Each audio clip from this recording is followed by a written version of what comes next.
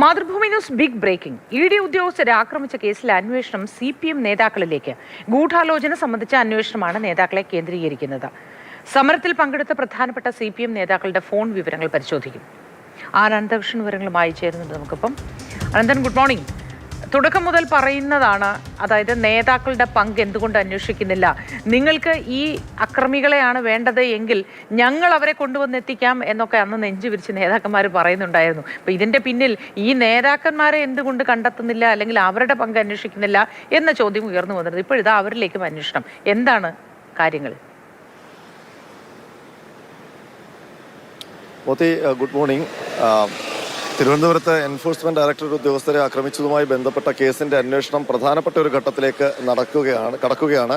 ഇന്നിപ്പോൾ നമുക്കറിയാം, ഈ കേസുമായി ബന്ധപ്പെട്ട ഏതാണ്ട് 25 പ്രതികളെയാണ് പോലീസ് അറസ്റ്റ് ചെയ്തത് ഇതിനകം തന്നെ. അവരുടെ ഫോൺ വിളി രേഖകളും ഫോൺ സന്ദേശങ്ങളുമൊക്കെ കേന്ദ്രീകരിച്ചായിരുന്നു ഇതുവരെ അന്വേഷണം നടത്തിക്കൊണ്ടിരുന്നത്. ഇതിൽ ഏറ്റവും പ്രധാനപ്പെട്ട കാര്യം, ഈ അക്രമത്തിന് പിന്നിൽ ഗൂഢാലോചനയുണ്ട് എന്നുള്ളതാണ് പോലീസിന്റെ ആരോപണം. അതുതന്നെയാണ് എൻഫോഴ്സ്മെന്റ് ഡയറക്ടറേറ്റിന്റെയും ആരോപണം. അപ്പോൾ അത് സംബന്ധിച്ചുള്ള തെളിവ് തേടി ഇതുവരെ നടത്തിയ അന്വേഷണത്തിൽ കാര്യമായ പുരോഗതിയൊന്നും ഉണ്ടായിട്ടില്ല. ഈ ഘട്ടത്തിലാണ് ഈ സമരത്തിന് നേതൃത്വം നൽകിയ CPMന്റെ പ്രധാനപ്പെട്ട നേതാക്കളെ കേന്ദ്രീകരിക്കാൻ, അന്വേഷണം അവരിലേക്ക് കേന്ദ്രീകരിക്കാനുള്ള തീരുമാനത്തിലേക്ക് പ്രത്യേക അന്വേഷണ സംഘം എത്തിയിരിക്കുന്നത്. ഇതിന്റെ അടിസ്ഥാനത്തിൽ CPMന്റെ പ്രധാനപ്പെട്ട നേതാക്കൾ, ആ സമരത്തിൽ ഒത്തുകൂടിയവരടക്കമുള്ള നേതാക്കളുടെ ഫോൺ വിളി വിവരങ്ങൾ പരിശോധിക്കാനാണ് അന്വേഷണ സംഘത്തിന്റെ തീരുമാനം.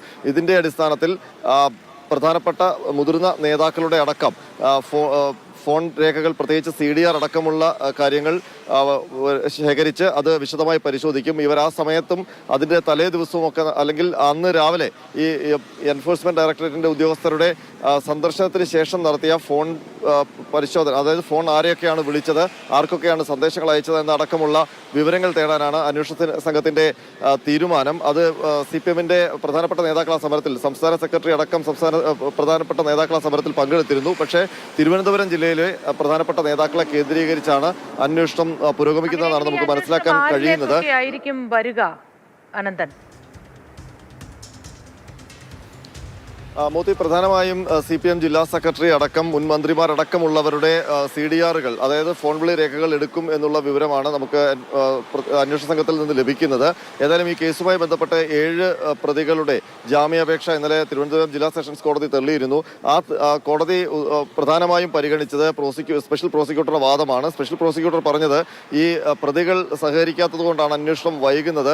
ഗൂഢാലോചന സംബന്ധിച്ചുള്ള അന്വേഷണത്തിൽ പ്രതികൾ സഹകരിക്കുന്നില്ല. അപ്പോൾ കുറ്റമറ്റ രീതിയിലുള്ള അന്വേഷണം നടത്താൻ വേണ്ടി, കൂടുതൽ വിശദമായ അന്വേഷണം നടത്താൻ വേണ്ടി കൂടുതൽ സമയം വേണം. അതുവരെ പ്രതികളെ പുറത്തുവിടരുത്, അവരെ പുറത്തുവിട്ട് കഴിഞ്ഞാൽ ഈ കേസ് അട്ടിമറി നടക്കും എന്നുള്ളതായിരുന്നു പ്രോസിക്യൂഷന്റെ വാദം. ആ വാദം അംഗീകരിച്ചുകൊണ്ടാണ് 7 പ്രതികളുടെ ജാമ്യാപേക്ഷ ഇന്നലെ തള്ളിയത്.